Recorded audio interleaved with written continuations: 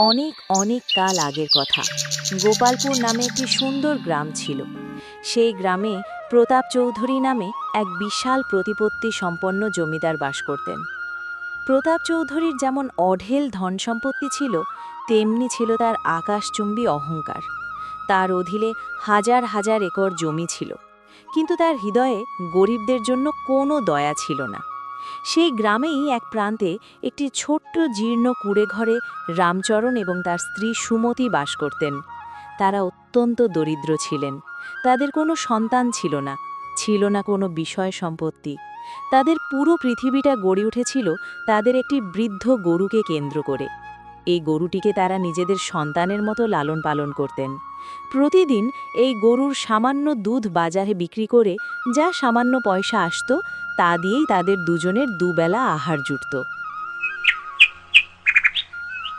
একদিন সকালবেলা সুমতি ঘর ঝাড়ু দিতে দিতে দেখলেন গরুটা খুঁটিতে বাঁধা অবস্থায় করুণ সুরে ডাকছে। তিনি রামচরণকে ডেকে বললেন, ওগো শুনছ, বেলা তো অনেক হলো, ওই বেচারি গরুটার দিকে একটু চেয়ে দেখো। ও আজ সকাল থেকে কিছু মুখে দেয়নি, তাই ক্ষুধার জ্বালায় কেমন কাঁদছে। দয়া করে আর দেরি না করে ওকে একটু বাইরে নিয়ে গিয়ে কচি ঘাস খাইয়ে আনো। ও যদি একটু পেট ভরে ঘাস খেতে পারে তবেই ওর শান্তি হবে। রামচরণ একটু অসুস্থ বোধ করছিলেন। তিনি কপালে হাত দিয়ে বললেন, সুমতি, আজ শরীরটা বড্ড দুর্বল লাগছে। এছাড়া ঘরে পানের জলটুকুও শেষ হয়ে গেছে। আমি বরং আগে পাড়ার পুকুর থেকে এক কলস জল নিয়ে আসি, তারপর ওকে নিয়ে বেরোবো। সুমতি তখন ব্যস্ত হয়ে বললেন, না না, আপনি বরং যান, আমি আপনার জন্য পোটলাই করে দুটো রুটি আর একটি তরকারি বেঁধে দিচ্ছি। ফিরতে ফিরতে দুপুর হয়ে যাবে, তখন আপনারও তো খিদে পাবে। আপনি গরুর দড়িটা খুলুন, আমি খাবার নিয়ে এক্ষুনি আসছি। সুমতি ভেতর থেকে একটি পুরনো শতচ্ছিন্ন কাপড়ে পরম মমতায় খাবার বেঁধে দিলেন। রামচরণ লাঠি হাতে নিয়ে গরুটিকে নিয়ে নদীর ধারের দিকে রওনা হলেন। নদীর পাড়ে তখন সবুজ ঘাসে ছেয়ে গিয়েছিল। গরুটা সেখানে যাওয়া মাত্রই মনের সুখে ঘাস খেতে শুরু করল। রামচরণ একটু নিশ্চিন্ত হয়ে পাশে থাকা একটি প্রাচীন বটগাছের শীতল ছায়ায় বসলেন। তিনি ক্ষুধার্ত ছিলেন, তাই নিজের খাবারের পোটলাটি খুলে রুটি মুখে দিলেন। ঠিক সেই নদীর ধারেই ছিল জমিদার প্রতাপ চৌধুরীর বিশাল ধানি জমি। চারদিকে শক্ত কাঁটাতারের বেড়া ছিল বটে, কিন্তু গরুটা ঘাস খুঁজতে খুঁজতে কখন যে বেড়ার একটি ভাঙা অংশ দিয়ে জমিদারের ফসলি জমিতে ঢুকে পড়েছে তা রামচরণ খেয়ালই করেননি। গরুটা আপন মনে জমিদারের টাটকা কচি ফসল খেতে শুরু করে। হঠাৎ জমিদারের এক উদ্ধত লাঠিয়াল কর্মচারী সেখানে হাজির হল। গরুকে ফসল খেতে দেখে সে চিৎকার শুরু করল। তোর এত বড় সাহস যে চৌধুরী বাবুর খাস জমিতে গরু ঢুকিয়েছিস! এই মরণ তোকে আজই ডেকে এনেছে। বলেই সে তার হাতের মোটা লাঠি দিয়ে গরুটিকে নির্দয়ভাবে পেটাতে শুরু করল। অবলা প্রাণীটি ব্যথায় আর্তনাদ করে উঠল। সেই ডাক শুনে রামচরণ হাতের খাবার ফেলে দৌড়ে সেখানে এলেন। তিনি দুই হাত জোর করে বললেন, বাবা থামো, মেরো না ওকে। ও একটা বোবা প্রাণী, ও তো ভালো মন্দের তফাৎ বোঝে না। ও তোমার কি ক্ষতি করেছে বলো তো? কর্মচারী রাগে গড়গড় করতে করতে বলল, কি ক্ষতি করেছে জিজ্ঞেস করছিস? এই জমির ফসল সোনার চেয়ে দামি। তোর গরু সেই ফসল খেয়েছে, এখন এটা জমিদারের কাছেই যাবে। উনিই ঠিক করবেন এর সাজা কি হবে। রামচরণ কান্নায় ভেঙে পড়লেন। দেখো বাবা, আমরা দুজন বুড়ো মানুষ, এই গরুটার ওপর ভরসা করেই আমাদের প্রাণ টিকে আছে। ওকে নিয়ে গেলে আমরা কিভাবে বাঁচব? আমি নিজে জমিদারের কাছে যাব, তার পা ধরে মিনতি করব, দয়া করে আমার লক্ষ্মীটিকে ছেড়ে দাও। কিন্তু সেই পাষাণ কর্মচারীর মনে মায়া হলো না। সে ধমক দিয়ে বলল, তোর মতো কত ভিখারি আমি রোজ দেখি। যা, জমিদার বাড়িতে গিয়ে নিজের ভাগ্য পরীক্ষা কর, গেলেই বুঝবি বাঘের থাবা কাকে বলে। রামচরণ শূন্য হাতে কাঁদতে কাঁদতে বাড়ি ফিরলেন। তাকে ওভাবে একা ফিরে আসতে দেখে সুমতি বুক ধরফর করে দৌড়ে এলেন। এ কি ওগো, আপনি এমন করে কাঁদছেন কেন? আমাদের গরু কোথায়? ওকে কার কাছে রেখে এলেন? রামচরণ ফুপিয়ে কেঁদে উঠে বললেন, সুমতি, জমিদারের লোক আমাদের গরু কেড়ে নিয়ে গেছে। ও নাকি জমিদারের ফসল খেয়ে ফেলেছে, তাই ওকে আটকে রেখেছে তারা। সুমতি আকাশ থেকে পড়লেন। একটু ঘাস খেয়েছে বলে গরুটা নিয়ে গেল? মানুষ হলে না হয় বুদ্ধি থাকে, কিন্তু পশুর কি বুদ্ধি আছে? যেখানে ঘাস দেখেছে সেখানেই তো ও যাবে। জমিদার কি এতই দয়াহীন? আপনি এখনই রাজপ্রাসাদে যান, আমাদের এই অন্যায়ের বিচার চাইতে হবে।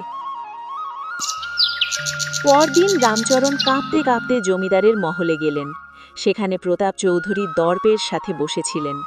রামচরণ হাত জোড় করে বললেন, আমি বড় নিঃস্ব মানুষ, আপনার লোক আমার গরু ধরে এনেছে, দয়া করে আমার ওপর রহম করুন, আমার গরু আমাকে ফিরিয়ে দিন।